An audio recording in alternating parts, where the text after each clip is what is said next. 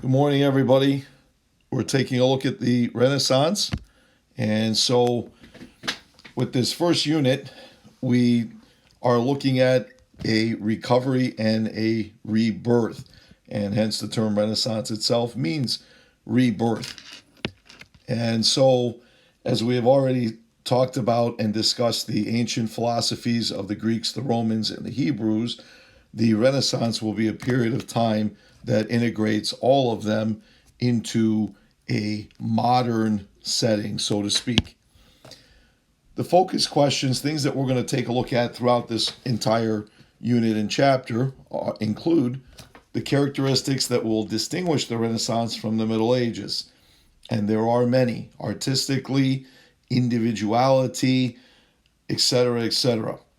What major social changes occurred during the Renaissance? We're going to see the value of humanity going up. And with that value of humanity, you're going to see the extension of economics. We're coming out of a period where the Crusades have come to an end. And so mankind is seeking and searching ways to be more economically connected and diverse in their environment. Machiavelli, the third point here, will reflect political realities of this era, and this is often one that we like to discuss in a modern setting as well.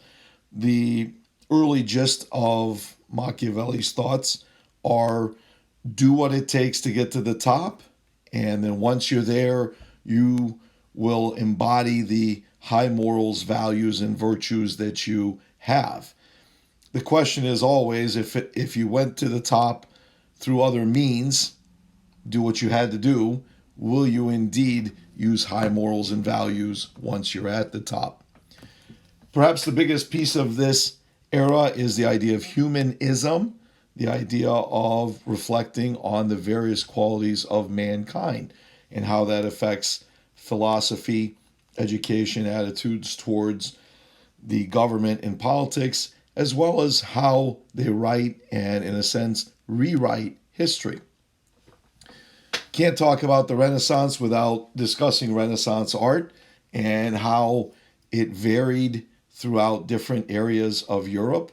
And we're going to see the early Renaissance, so where they are trying to get it right, but there are pieces missing, versus the High Renaissance, where literally it looks like a photograph at the time. And so some of these artists, the Ninja Turtles, you might be familiar with them, Raphael, Michelangelo, Leonardo, will embody these characteristics. So we'll take a look at those and see how they bring out the Renaissance characteristics. Finally, the last couple points here. Historians will look at the monarchies as a new monarchy or new set. Well, why is this happening? It's happening because, again, we're out of the Crusades and we're beginning to organize national states. And so the local nobles and princes that would rule areas are now becoming secondary, in a very slow sense, to the monarchs of Europe. It won't be until the early 1600s where we see an age of absolutism where the monarchies take hold. Finally, the popes. And the church, especially the Catholic Church, has omnipotent power. And so what that means is they basically oversee almost any and every element of the society. The only way for you to leave this earth and get to heaven, in their eyes, is to follow the strict doctrines and dogmas of the church. This will increasingly come into question, and we'll take a look at that as we also explore the Reformation in a future unit. Michelangelo's creation of Adam on the Sistine Chapel ceiling. So you see this photograph again, idealized humanity. And we'll get into more detail, but just briefly, as we look at God, he looks still very muscular, very physically intact. However, he also looks like he's been through quite a bit. The wrinkles on his face, the gray hair, the age, where Adam to the left, and Adam again represents mankind, again, an idealized version. So, a little bit about the meaning and characteristics of the Italian Renaissance. Again, as I mentioned before, the Renaissance means rebirth. And so, Jacob Burckhardt was a person that looked back on the Renaissance and began to discuss and question the actual, quote, rebirth of this time period. And was it really a rebirth, or was it just simply a change in the structure of humanity? The key features in this era include an urban society, and Italy is going to be where we explore this cosmopolitan state. It's going to be an age of recovery.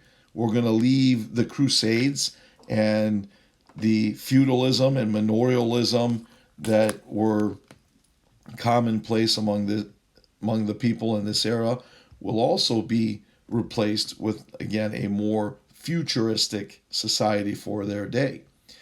We're going to re-examine the Greco-Roman culture. And so philosophically and artistically, we're going to take a look at these elements and their value that they gave to mankind. And so you're going to see a very clear reflection of this in the art, the architecture, and also in the writings of this day. And then the biggest piece here, the emphasis on individual ability. And so as I'm going to add this in here, individualism. And I apologize again, my hieroglyphics. Individualism. And so man themselves are going to be given worth. And remember, women during this day, and not until the latter part of the 1800s, do we unfortunately see women gaining more rights. So let's take a look at this era a little more. And so first we're going to talk about economic recovery. And those of you that are familiar with what's going on between our pandemic era and then also the economic issues of not only the United States today in 2020, but also the world, we can certainly understand where these people are and where these people are headed as well. So economic recovery is started through the Hanseatic League or the Hansa League. And so many of these were connected in the northern German cities. And as you can see here on the slide, over 80 of these trading cities were alive and flourishing by 1500. Many of them had their own mercenary armies to protect the city itself. And this will be one of the ploys that Martin Luther will use in his Reformation movement. The Italian city-states, which had been the hub of trade, as they were obviously in the Mediterranean geographically and were a simple and sufficient connecting point from the Middle East, from Africa to Europe, will also begin to transform as we begin to seek new trading routes. And of course, you know where that's going, which will be another one of our units, discovery and exploration. The industries that are primary to this age include textiles, printing, mining, and metallurgy. Printing is the one that we should probably focus on first and foremost.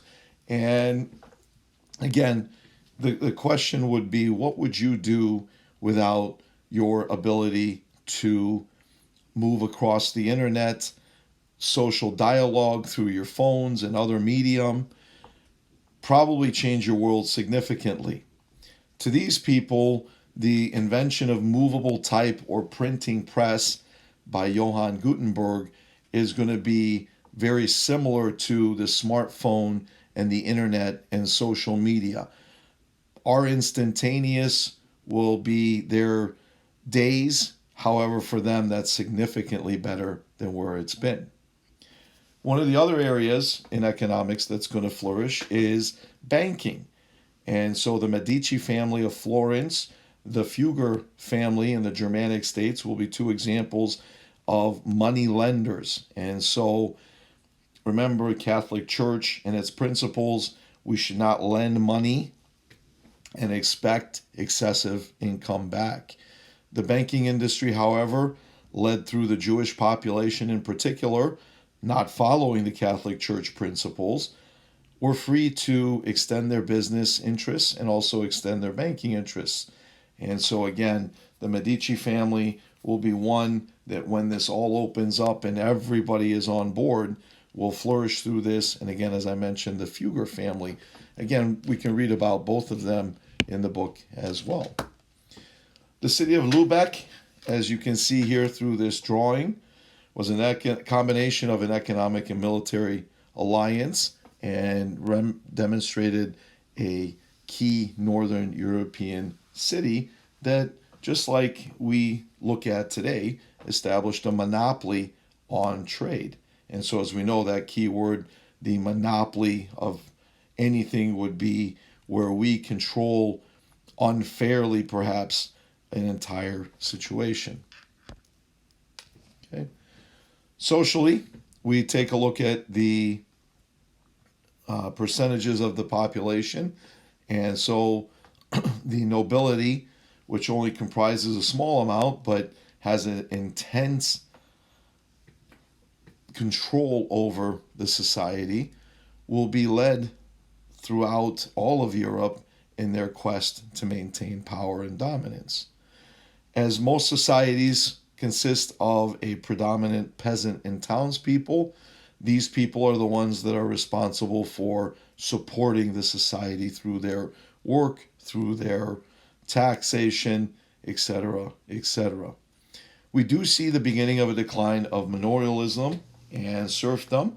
Serfdom is very much the equivalent of slavery, except the serfs could not be sold and bought with the land, so they were independent of that. So a small feature that distinguishes them. And then finally, in the urban hierarchy, you have the patricians and the plebeians, or the well-to-dos, the nobility and the commoner. You have the burghers. And so if you think of Germanic cities in America, Pittsburgh would be one that comes in mind. Burghers are the leaders of these cities, and burghs are what we would refer to in these situations. Shopkeepers, artisans, guildmaster, guildmen, these people are all small mercantilists, and so in this industry they create in their environment their respective trade.